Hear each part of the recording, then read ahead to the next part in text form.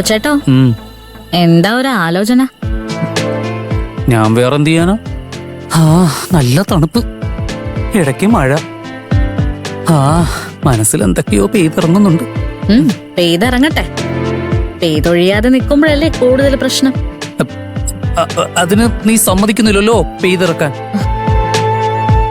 അല്ല, അക്കുച്ചേട്ടന് വേറെ ചിന്തകളൊന്നും ഇല്ലേ? വേറെയും ചിന്തകളുണ്ട്. ആണോ? എന്നാ പറ. അരവിന്ദേട്ടൻ നിരാശനാവുന്ന എനിക്ക് തോന്നുന്നത്. നമ്മൾ മുറിയൊക്കെ എങ്ങനെ ഒരുക്കി വെച്ചാലും ശ്രേയ അതിൽ നിന്നൊക്കെ എസ്കേപ്പ് ആവാൻ നോക്കും. അക്കുച്ചേട്ടാ, പോസിറ്റീവായിട്ട് ചിന്തിക്കേ. എത്ര പോസിറ്റീവായിട്ട് ചിന്തിച്ചാലും എന്റെ മനസ്സിൽ വരുന്നത് ഇങ്ങനെയൊക്കെയാ. കാരണം ഓപ്പോസിറ്റ് ശ്രേയ ആയതുകൊണ്ട്.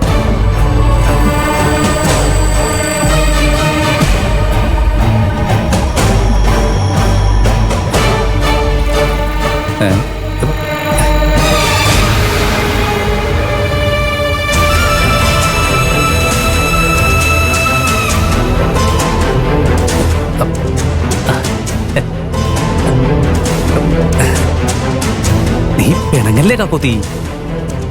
റൂം ഡെക്കറേറ്റ് ചെയ്ത കാശ് പോകുന്നുള്ളൊരു ആലോചനയിലായിരുന്നു ഞാൻ. കാശ് പോകുന്നതിലല്ല, ചിലവാക്കിയതൊക്കെ വേസ്റ്റ് ആയില്ലേ.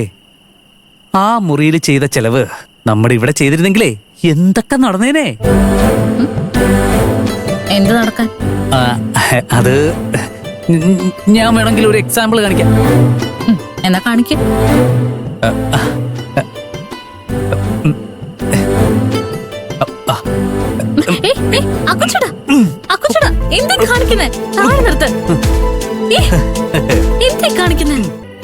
ഇവിടെ നടക്കാൻ പോകുന്നത്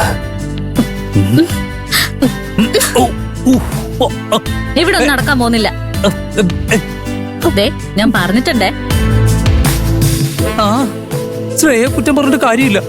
ഇവിടെ ഇങ്ങനെയാണെങ്കിൽ അവിടെ എങ്ങനെയായിരിക്കും? ഓ, ഇപ്പൊ എനിക്കായോ കുറ്റം? ഇല്ല, നിനക്ക് ഒരു കുറ്റമില്ല. അത് വിട്. നമുക്കൊരു കാര്യം ചെയ്യാം. എന്ത് കാര്യം? നമ്മൾ ചുമ്മാ പുറത്തിറങ്ങി തണുപ്പ് ആസ്വദിക്കുന്നത് പോലെ ചെന്ന് അവരുടെ മുറിയിൽ എത്തി നോക്കാം. അയ്യേ, അക്കുച്ചേട്ടന് മാനേഴ്സ് ഇല്ലേ?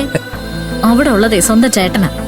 അതല്ല കാക്കൂത്തി. പിന്നെ അവിടെ വഴക്കൊന്നും ഇല്ലെന്ന് ഉറപ്പ് വരുത്താനാ ഞാൻ അങ്ങനെ പറഞ്ഞത്. അത് കഴിഞ്ഞു വന്ന് നമുക്ക് നമ്മുടെ കാര്യത്തിലേക്ക് കിടക്കാം. എന്ത്? ഉറങ്ങുന്ന കാര്യമാ പറഞ്ഞത്. എന്റെ പൊന്നോ, നീ വാ വാ വാ വാ വാ വാ. എവിടെ?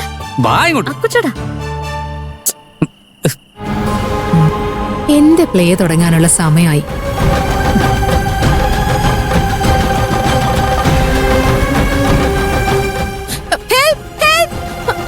അയ്യോ, ആരെങ്കിലും ഒന്ന് ഓടി വരണേ. അയ്യോ, രക്ഷിക്കണേ, ആരെങ്കിലും ഒന്ന് ഓടി വരണേ.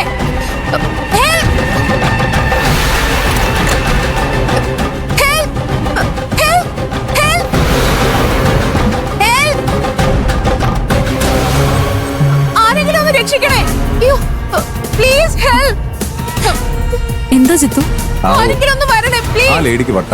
പ്ലീസ് രാവിലെ തുടങ്ങിയതാ. എന്തോ പറ്റിയിട്ടുണ്ട്, ഒന്ന് ചെന്ന് നോക്ക്. ശരി. പ്ലീസ് ഹെൽപ്പ്, ആരെങ്കിലും ഒന്ന് വരണേ. എന്താ കിടന്ന് അലർന്നേ? എന്റെ ഹസ്ബൻഡ് അൺകോൺഷ്യസ് ആയി വീണു. ഒന്ന് വന്ന് നോക്കൂ. അതാണോ? നിങ്ങളെ സഹിക്കാൻ പറ്റാഞ്ഞിട്ടായിരിക്കും. ജിത്തു, ഒന്ന് പോയി നോക്ക്. ശരി.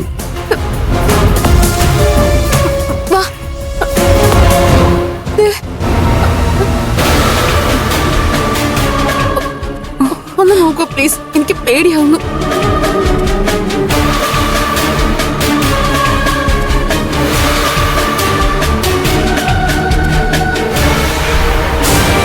Hello hello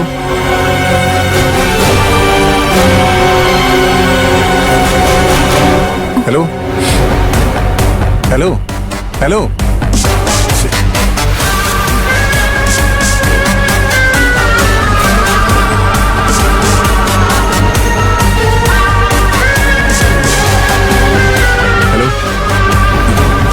hello.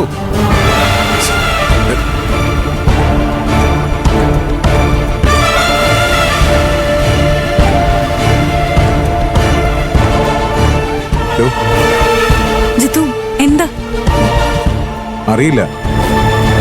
ഡോ. മാഡം, ഇവൻ തനിയെ അൺകോൺഷ്യസ് ആയതാണോ അതോ ആക്കിയതാണോ? മിസ്റ്റർ തോന്നിയസം പറയുന്നു. എന്തിനാ എന്നോട് ദേഷ്യപ്പെടുന്നത്?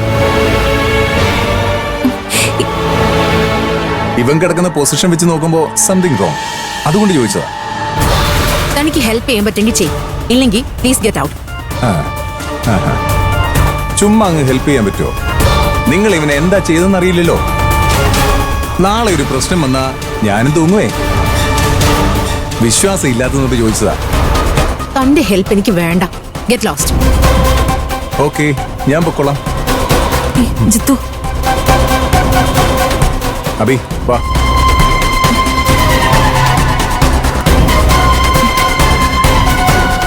എന്താ എന്താ?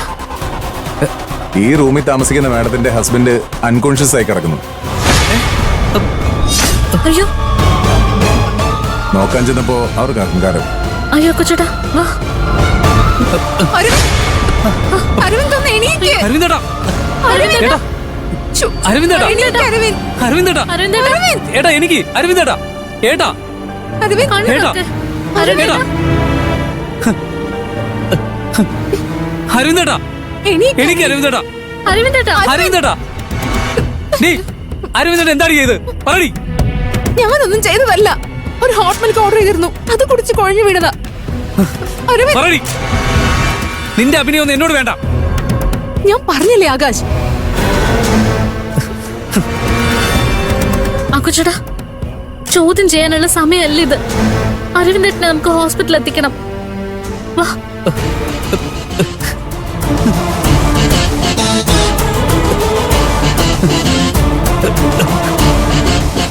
അരവിന്ദേട്ടാ, അരവിന്ദേട്ടാ, നോക്കിക്കാ പിടിക്കടി.